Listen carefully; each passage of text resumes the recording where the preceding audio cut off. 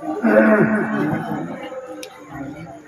الله الرحمن الرحيم وبه نستعين والصلاة والسلام على سيدنا ونبينا وشفيعنا وقدوتنا ومولانا محمد وعلى آله وصحبه أجمعين. أما بعد، أعوذ بالله من الشيطان الرجيم. بسم الله الرحمن الرحيم. لقد من الله على المؤمنين إذ بعث فيهم رسولا من أنفسهم يتلو عليهم آياته ويزكيهم ويعلمهم الكتاب والحكمة وإن كانوا من قبل لفي ضلال مبين. صدق الله العظيم. وقال النبي صلى الله عليه وسلم: إنما بعثت معلما. وقال في موضع آخر: إنما بعثت لأتمم مكارم الأخلاق، أو كما قال عليه الصلاة والسلام: رب اشرح لي صدري ويسر لي أمري واحلل عقدة من لساني يفقهوا قولي.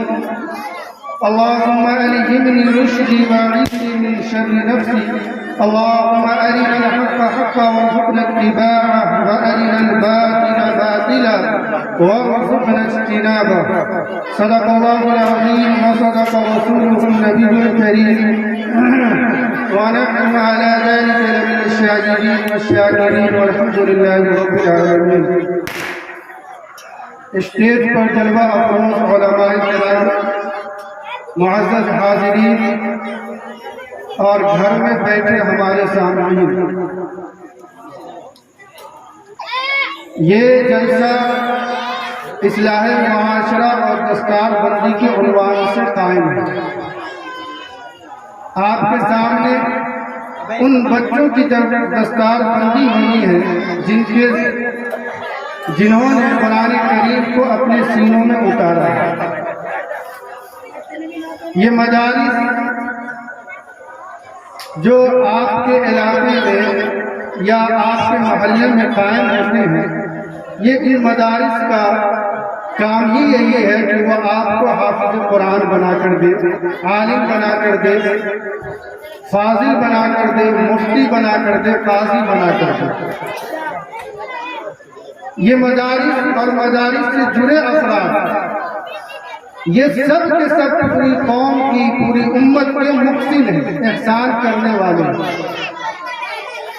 دیکھیے، جو آیت میں نے تلاوت کی ہے، اللہ تعالیٰ نے اس میں حضور علیہ السلام کے دنیا میں بھیجے جانے کا مقصد بیان کیا،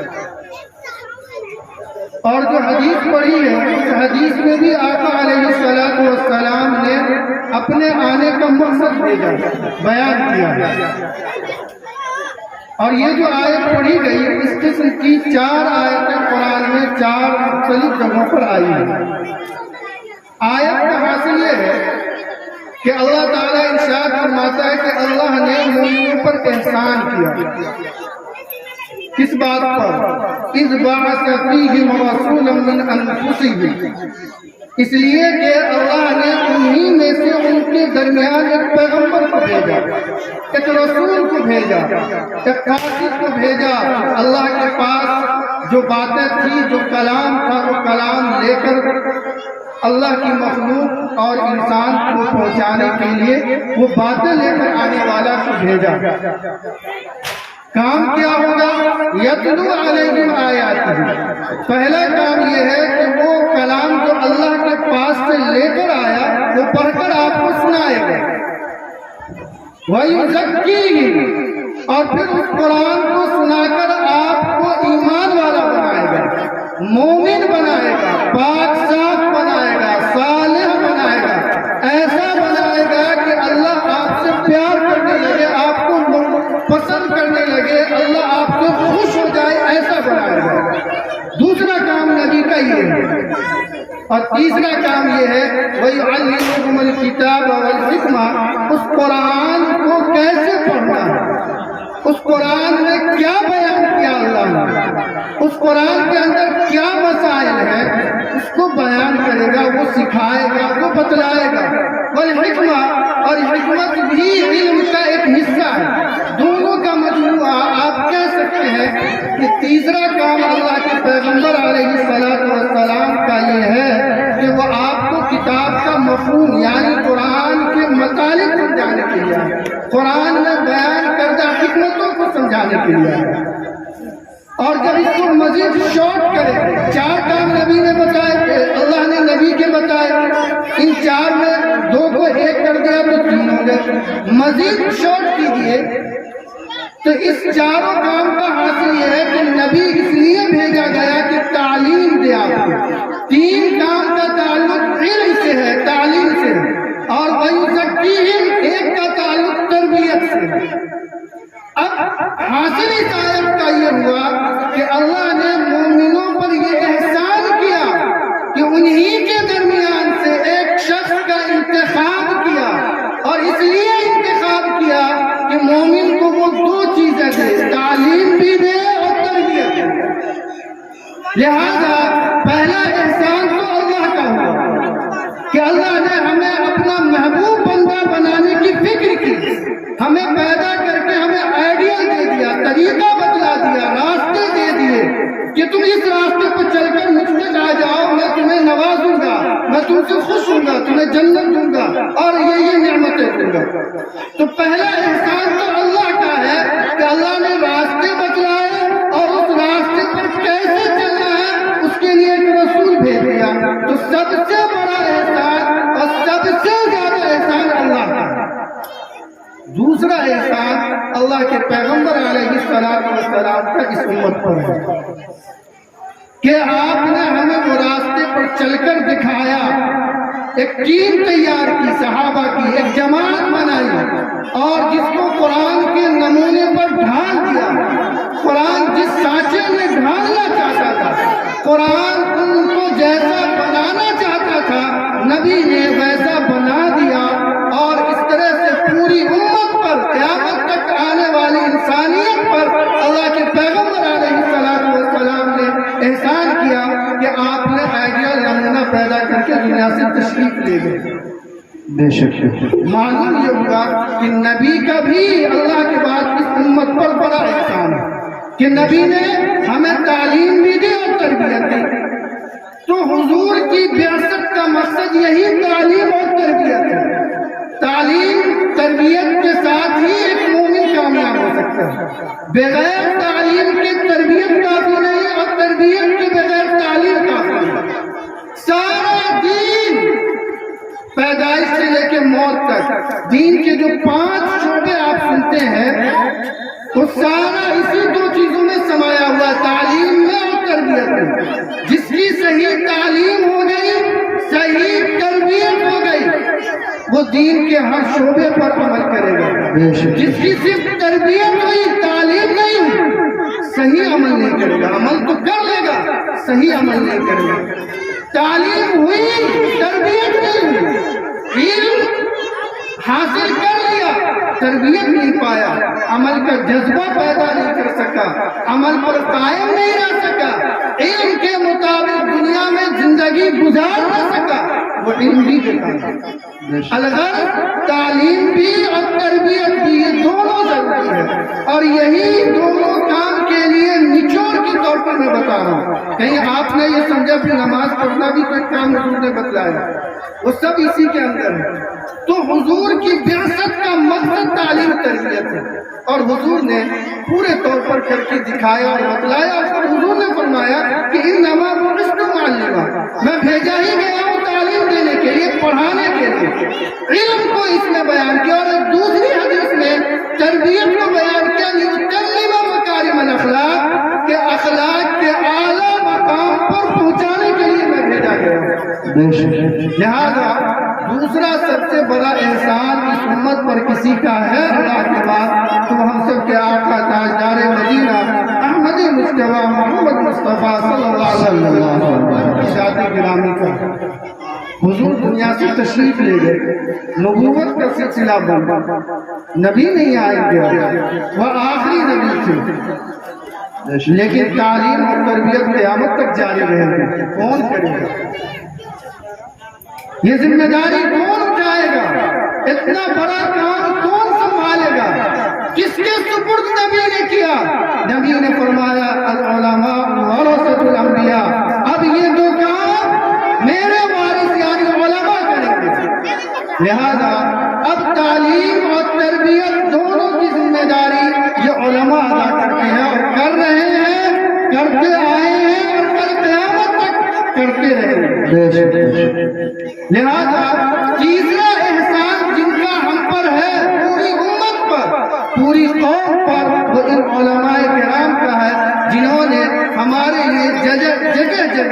گلی گلی، محلے محلے، گاؤں گاؤں، شہر شہر، ہر جگہ تعلیم و تربیت کا نظم کر دیا۔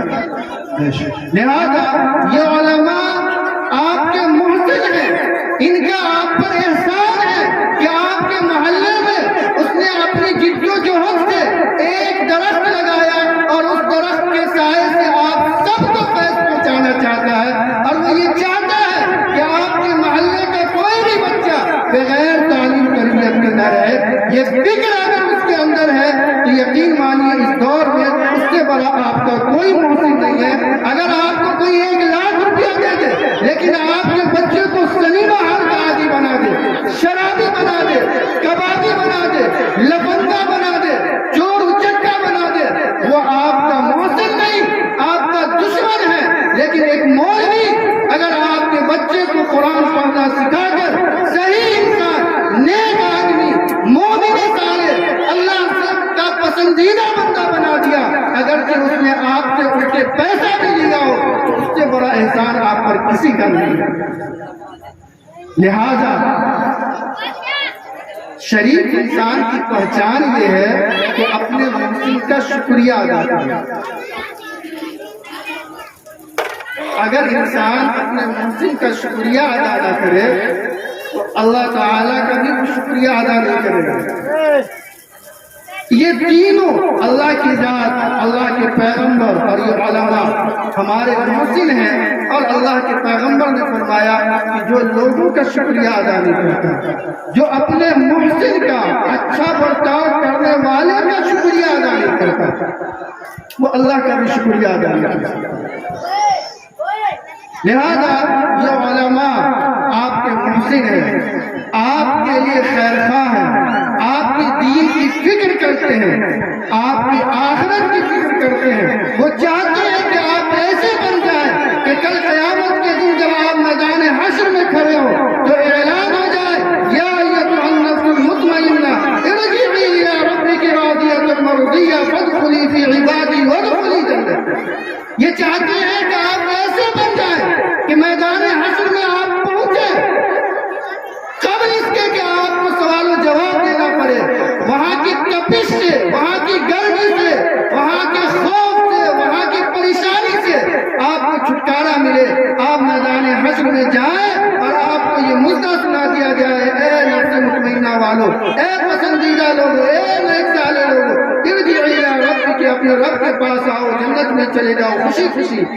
یہ پیغام آپ کو جنت میں، یہ قیامت کے دن میدان حشر میں قبر سے اٹھتے ہی مل جائے، یہ سب سے بڑی کامیابی ہے۔ علماء یہی چاہتے ہیں کہ آپ ایسے بن جائیں، لہذا یہ بڑے آپ کی مسجد ہوئے، اور ان کا احسان یہ ہے کہ آپ ان کی قدر کریں، ان کی حوصلہ افزائی کریں، ان کا اکرام کریں، ان کو عزت کی نگاہ سے دیکھیں، ان کے سامنے اپنے پلکوں کو جھکا لیں، اپنی نگاہوں کو جھکا لیں، اپنے آپ کو ان کے حوالے کر دیں۔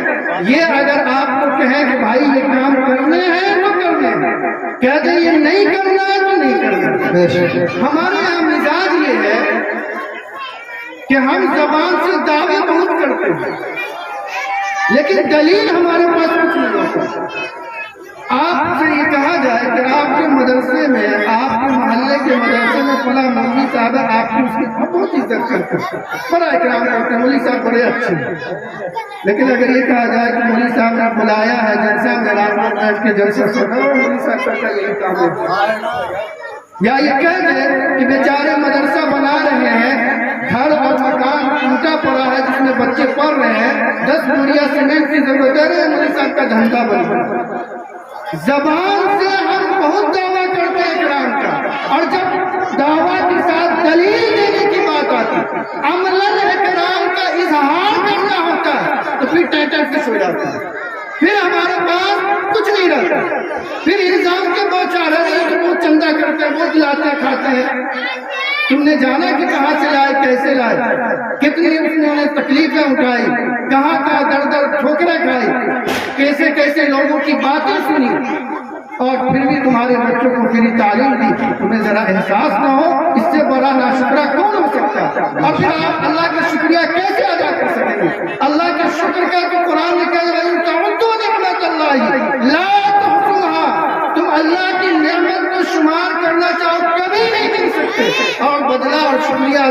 تو چپ جانے دیجیے۔ انسان کا جو شخص شکر ادا نہیں کر سکتا، جس کا احسان تھوڑا ہوتا ہے، معمولی ہوتا ہے، اللہ کا شکریہ کیا ادا کرنا۔ اس لیے ان علماء کی قدر کیجیے، اور قدر یہ ہے کہ ان کی قدر سے قدم ملا کر چلیے۔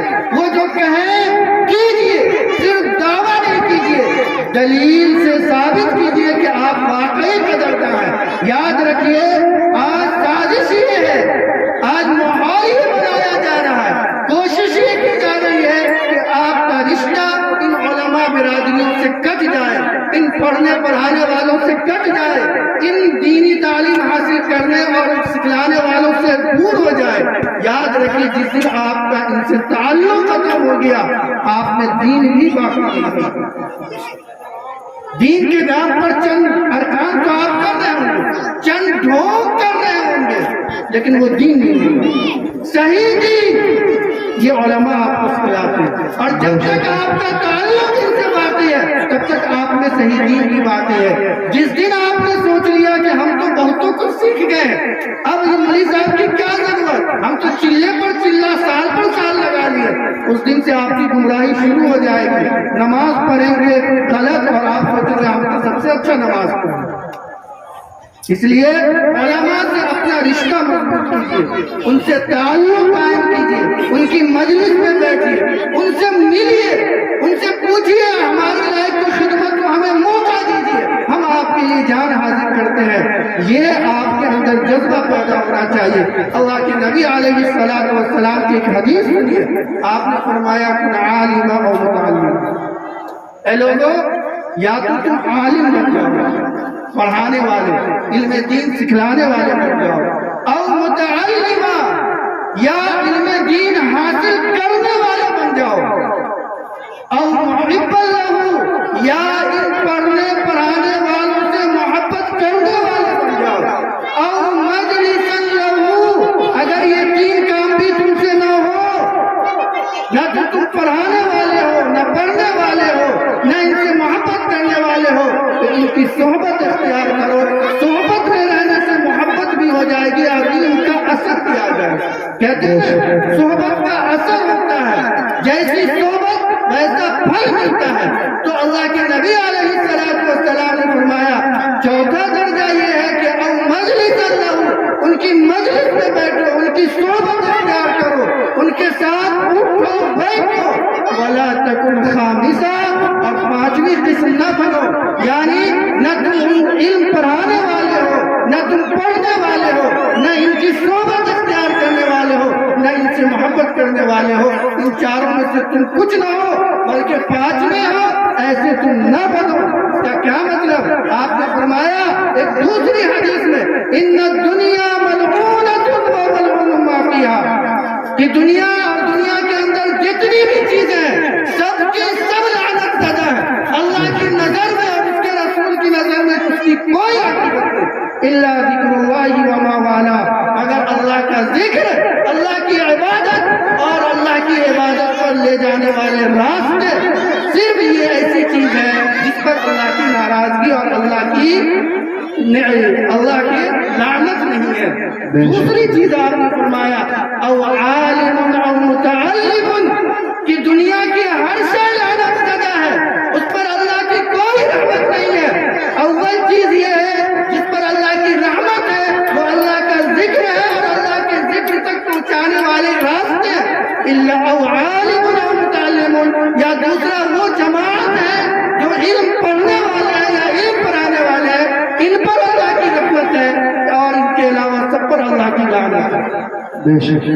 لہذا آپ پانچویں نہ بنیے، ان سے نفرت کرنے والے، بغض رکھنے والے، دشمنی رکھنے والے، ان کو دیکھ کر جلنے والے، ان کی تعمیر کو دیکھ کر جلنے والے، ان کے کپڑوں کو دیکھ کر، ان کے گاڑیوں کو دیکھ کر، ان کی شیروانیوں کو دیکھ کر، ان کی جوتیوں اور ساقے اور امامے کو دیکھ کر آپ میں وہ وراثت پیدا نہ ہو، بلکہ آپ کے دل میں خوشی ہونی چاہیے کہ ہمارا امام، ہمارا مقتدی، ہمارا رہبر اللہ نے خوشحال بنایا ہے، اللہ انہیں مزید ترقی دے، لیکن ہوتا ہے اس کے برابر۔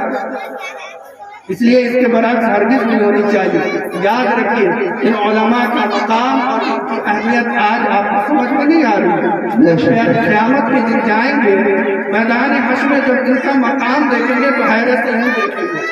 آنکھ پھٹی کی پھٹی رہ جائے گی. ارے وہی وہی صاحب جو ہمارے محلے میں چندہ کر کے مدرسہ چلا رہا تھا, ارے یہ تو اللہ کے عرش کے قریب ہے, یہ تو حضور کی مجلس میں بیٹھا ہوا ہے اور ہمیں تو کوئی پوچھ بھی نہیں رہا. تو وہاں آنکھ پھٹی کی پھٹی رہ جائے گی, پھر کچھ کام نہیں آئے گا. یہاں کرنا ہے. ایک بڑے بزرگ گزرے ہیں مجدد الفسانی رحمۃ اللہ علیہ کے خلیفہ گزرے حضرت باقی باللہ رحمۃ اللہ علیہ.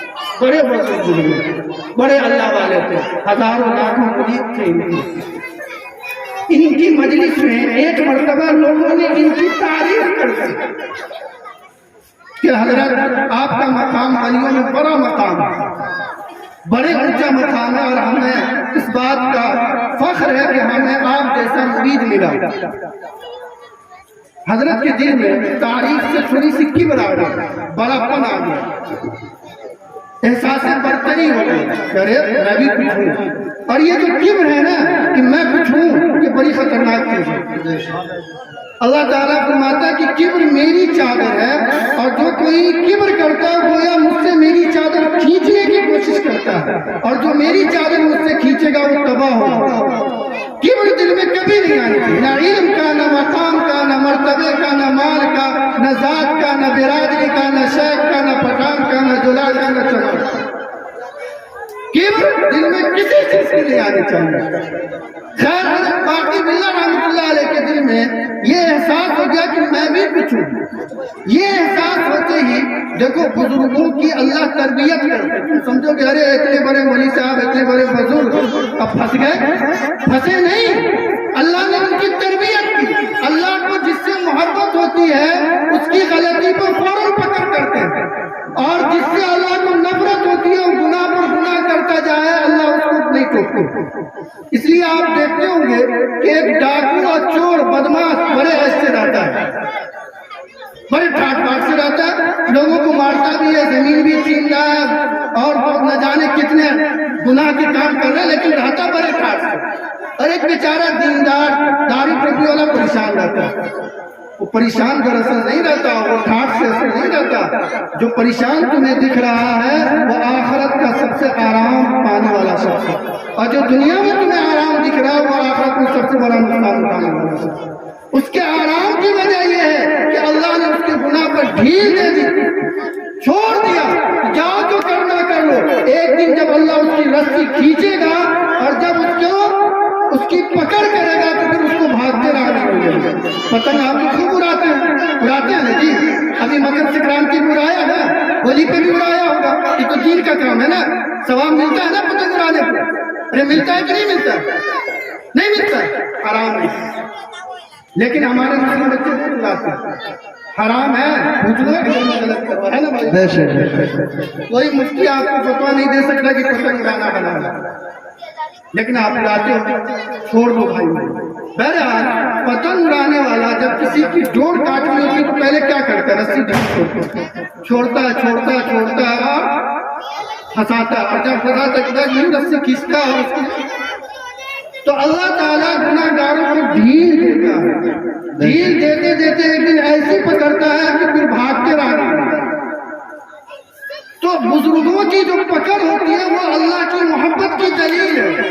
اللہ نے فوراً حضرت باقی باللہ رحمۃ اللہ علیہ کا کی جو حالت کی کشف کی, عبادت میں لذت کی اور ذکر میں لذت کی, وہ کیفیت ختم ہو گئی, پریشان گئے. اب نہ نماز میں وہ مزہ, نہ ذکر میں وہ مزہ, نہ کشف ہو رہا, کچھ نہیں. بدمزگی سی طبیعت رہنے لگی, بڑے پریشان ہوئے, اللہ کی طرف متوجہ ہوئے, راتوں میں سجدوں میں گر گرایا کہ اللہ یہ کیا ہو گیا, کون سا جرم ہم نے کیا. تو اللہ نے دل میں بات ڈالی کہ اس دن مجلس میں تعریف سن کر ہمارے اندر کبر آیا. اس کبر کے نتیجے میں اللہ نے ہماری یہ کیفیت چھین لی. اب علاج کیسے ہو؟ تو پھر اللہ تعالیٰ نے خواب دکھلایا کہ تم فلاں جگہ جاؤ, اس محلے میں ایک مدرسہ ہے, وہاں چھوٹے چھوٹے بچے پڑھتے ہیں, ان سے کہو کہ وہ تمہارے لیے دعا کریں تاکہ تمہاری وہ جو کیفیت ہے وہ لوٹ آئے. حضرت باقی باللہ رحمۃ اللہ علیہ مدرسہ پہنچے, بڑے مشہور بزرگ تھے، لوگ اور اساتذہ طلبہ استقبال کے لیے کھڑے ہوئے، کہا نہیں بھائی تم بیٹھو، میں مجرم بن کر آیا ہوں، تم میرے لیے دعا کرو۔ پھر بچوں نے قرآن پڑھا، دعا کی، اور دعا کے بعد جو کیفیت لوٹی، یہ وہ طالب علم ہے جن کی دعا سے بزرگوں کی بزرگی واپس ملی۔ تو کیا ان طلبہ کی دعا سے تمہاری دنیا نہیں سورے گی، آخرت نہیں سورے گی؟ اگر تم ان پر خرچ کرو گے، اگر تم ان کا تعاون کرو گے، اگر تم ان کا امداد کرو گے، ان کو مال و دولت دو گے، تو تمہاری دنیا بھی سورے گی اور آخرت بھی سورے گی۔ لیکن ہمارا حال یہ ہے کہ مری گائے اللہ کے نام، جب گائے مر جائے کہاں پہنچاتے ہیں؟ تو جلدی سے مدرسہ میں دے دو، دبا کر کے بچہ کھا لے۔ اچھا مال اپنے پیٹ میں، خراب مال مدرسہ میں، بھوج کیا، ولیمہ کیا، 1000 لوگوں کو بیٹے کی شادی میں دعوت کی، مدرسے میں بغل میں مدرسہ نہ مولوی صاحب کو پوچھا نہ بچہ کو پوچھا، جب بریانی بچ گئی سب کھا کے چلے گئے تو اب کیا ہو؟ ہاں مدرسہ میں دے دیں۔ جب بریانی بچ گئی کوئی کھانے والا نہیں رہا، پھینکا جانا ہے تو کس کو دے رہے ہیں؟ مدرسے کو۔ یہ بچوں کا اکرام ہے یا ان کو ذلیل کرنا؟ پہلی پوزیشن میں ان کو پہنچانا تھا تمہیں کہ 10 ڈیگ بریانی جب دنیا داروں کو کھلا رہے ہو تو پہلا دیکھ یہ اللہ کے بندے کھائے، یہ طالب علم کھائے، یہ مدرسے کے پردے پڑھانے والے کھائے۔ یہ مزاج جب تک نہیں بنے گا، جب تک تم زبان سے دعویٰ کرتے رہو یہ علماء کا اکرام نہیں ہے، اور اگر تم ان علماء کا اکرام نہیں کرو گے تو دنیا میں ذلیل و رسوا ہوتے رہو گے۔ یہ یاد رکھیے، جو قوم اپنے قائد کی، اپنے رہبر کی، اپنے دینی اور ملی رہنماؤں کی عزت نہیں کرتی، اس کی بھی کہیں عزت نہیں کرتی۔ اپنے وزیر اعظم کا اکرام آپ نہیں کریں گے تو پاکستان والا کرے گا؟ کون کرے گا؟ ارے آپ کو کرنا ہے نا۔ جب آپ خود اپنے علماء کی قدر نہیں کریں گے تو وہ غیر مسلم برادر کریں گے؟ نہیں، پہلا آپ کو کرنی ہوگی اور عمل کے ذریعے کرنی ہوگی۔ بات لمبی ہو گئی، سمیٹنے میں آخر میں آپ سے درخواست ہوگا، پھر وہی لوٹیے کہ یہ آپ کے بڑے مفتی ہیں۔ اللہ اور اس کے رسول کے بعد اس امت پر سب سے بڑا احسان ان علماء کا ہے، پڑھنے پڑھانے والوں کا ہے۔ نبی کے دنیا میں آنے کا جو مقصد تھا، اس مقصد، اس مشن کو قیامت تک باقی رکھنے والی جماعت علماء کی ہے۔ لہذا ان کا مقام بھی علماء سے کم نہیں ہے، بس فرق اتنا ہے کہ علماء اور نبی میں کہ نبی اللہ کے منتخب کردہ ہوتے ہیں، معصوم ہوتے ہیں، اور یہ عام انسان ہوتا ہے۔ عموماً ہمیں شکایت یہ ہوتی ہے کہ مولانا مولوی صاحب کبھی تو کچھ خراب ہو گئے، بھائی مولوی صاحب خراب ہو گئے، آپ ایک بتاؤ، آپ کا بچہ اسکول میں پڑھتا ہے، اسکول کا ماسٹر آپ کے گھر آئے تو آپ اس کا اکرام کریں گے کہ نہیں کریں گے؟ کیوں کریں گے؟ اس کے چہرے پہ داڑھی نہیں، جسم پر جو کپڑا ہے وہ دھوانا ہے، کبھی نماز نہیں پڑھتا، جمعہ پڑھتا ہے، تو اب اس کا اکرام کیوں کر رہے ہیں؟ اس لیے کر رہے ہیں کہ اس کے اندر ایک علم ہے، اور اس علم کی وجہ سے وہ آپ کے بچوں کو علم پڑھا رہا تھا، تو اس کا اکرام آپ نے اس لیے کیا کہ علم ہے۔ ایسے ہی ایک عالم اگرچہ بے عمل ہو لیکن علم اس کے اندر، یہ اس بات کا آپ سے تقاضا کرتا ہے کہ آپ علم کی وجہ سے اس کا اکرام کریں۔ آپ ایک دنیا دار کا محض علم کی وجہ سے اکرام کرتے ہیں کہ دین کا علم دنیا کے علم پر ہر حال فوقیت رکھتا ہے۔ اگر اس کے اندر عمل نہیں ہے، عمل کا جواب آپ کو نہیں دینا، اللہ کو دینا ہے۔ آپ کو اس کے علم کی وجہ سے اور علم دین کی وجہ سے قدر کرنا، اکرام کرنا، اعزاز کرنا فرض ہے۔ لہذا محض ایک دو غلطی دیکھ کر آپ ان کو نگاہ سے نہ گرائیں، انسان ہے، ان سے بھی غلطی ہوتی ہے، اور آپ سے بڑا شیطان ان کے ساتھ لگا ہوا ہے۔ اس لیے ایک حدیث میں اللہ کے نبی علیہ السلام نے فرمایا کہ اگر تم علماء کو کسی گناہ میں دیکھو تو تمہیں کرنا کیا چاہیے؟ حدیث کے الفاظ یاد نہیں ہے مجھے، مفہوم یہ ہے کہ آپ نے فرمایا کہ ان سے قطعی تعلق مت کرو، بلکہ ان کے لیے دعا کرو کہ اللہ یہ علم دین پڑھنے والے بد عمل ہو گئے، اللہ ان کو عمل پر لوٹا دو۔ لہذا آپ ان کی کمیوں کو، کوتاہیوں کو، لغزشوں کو نظر انداز کرتے ہوئے صرف اس بنیاد پر کہ وہ علم دین کے پڑھنے پڑھانے والے ہیں تعلیم و تربیت جو حضور علیہ السلام کا مشن تھا، اس مشن کو پھیلانے والے ہیں. آپ اکرام کیجیے، اعزاز کیجیے، اور اللہ سے دعا ہے کہ اللہ ہم سب کو نیک عمل کی توفیق مرحمت فرمائے. ویران مسجدیں ہیں سنی خانقاہیں، ویران مسجدیں ہیں سنی خانقاہیں.